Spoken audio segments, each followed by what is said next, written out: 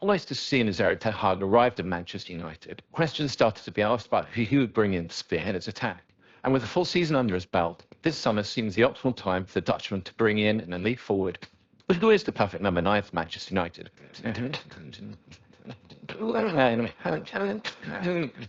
Looking for the perfect player for a specific team may not be as simple as it appears.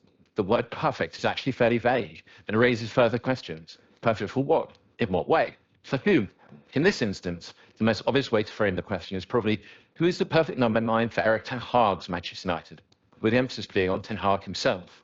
To answer this question, we might look back over ten Hag's previous teams. When ten Hag burst onto the European scene with his famous long run in the Champions League with Ajax during the 2018-19 season, he tended to use Substantiality as a false 9, with David Neres and Hakim Ziyech running in beyond him from wide, and Donny van de Beek pushing up through the middle. He didn't always do this, though. Even in the Champions League, ten Hag would use a more traditional striker, such as Kasper Dolberg. In the Eredivisie, this usage of the standard 9 was much more pronounced, with Dolberg and Christian Huntelaar picking out 29 starts between them. Later on, Sebastian Haller became the linchpin of his Ajax attack. So the concept of a perfect Erik ten Hag number 9 isn't well defined.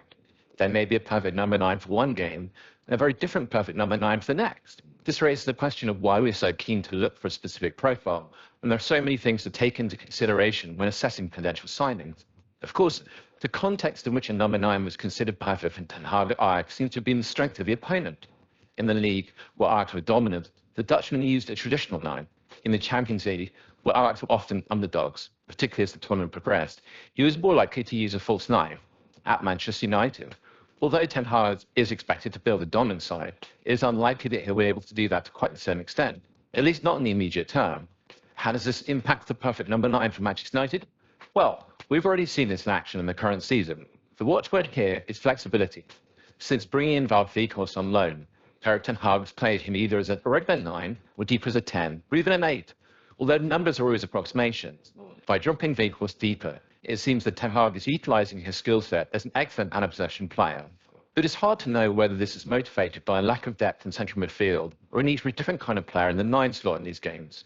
In those instances where Weghorst is being used deeper, Marcus Rashford has tended to be employed as the more direct option, able to run in behind from a central space.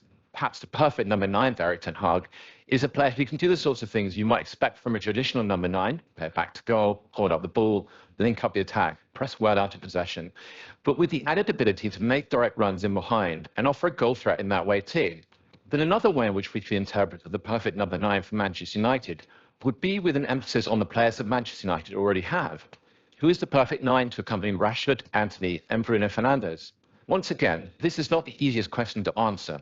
In bringing in a new number 9, Manchester United don't simply want to improve the current starting 11. They also want to bring someone into the team who could feasibly raise the potential of the team much higher. If that player doesn't play well with one of the current players, that might mean that the current Manchester United player needs to be improved upon in the market, rather than the number 9 not being the correct fit. With this in mind, the perfect number 9 for Erik ten Hag's Manchester United is probably the player who fits the profile of 9 that he likes, but who raises the potential ceiling of the team the highest. Of course, financial constraints will come into the equation too, but in its simplest form then, the perfect 9 for United can be boiled down to the number 9 who can come in and score the most goals within ten Hag's system in the competition Manchester United find themselves in. Now, there can be little surprise that Napoli's Victor Osimhen has been touted as an option. The Nigerian has been scoring goals in Serie A and the Champions League and fits the ten Hag profile nicely. He can run in behind, but can also do the back-to-goal link-up play work as well. He's also a proven goalscorer in the top 5 European league and in Europe. Harry Kane is another name who has been raised as a potential 9 for Manchester United. Again, he fits the profile well with an unimpeachable scoring record and an array of playmaking abilities that would complement the incumbent players. On top of this, his Tottenham contract comes to an end in 2024, making him unusually affordable.